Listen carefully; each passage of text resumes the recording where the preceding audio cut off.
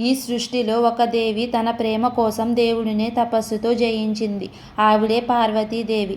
పూర్వజన్మలో సతీదేవి శివుని విరహంతో దేహాన్ని త్యాగం చేసింది. ఆ ప్రేమ తిరిగి పార్వతీదేవిగా పునర్జన్మించింది. అప్పటికే శివుడు లోకత్యాగి.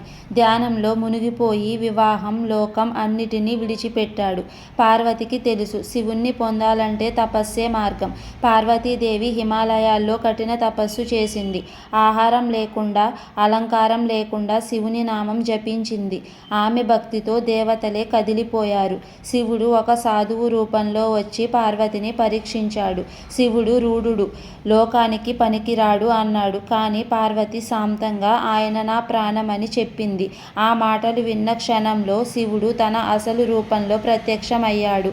నీ తపస్సు కాదు, నీ నిష్కల్మషమైన ప్రేమే నన్ను గెలిపించింది. అందుకే శివపార్వతి వివాహం జరిగింది.